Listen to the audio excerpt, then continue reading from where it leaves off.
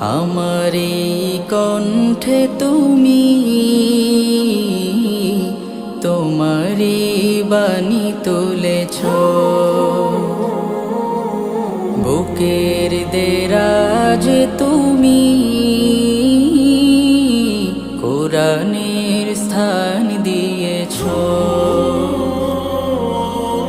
এত ভালোবাসো কেন মালিক আমায়, কি করে শুকুর তার করি আদায়।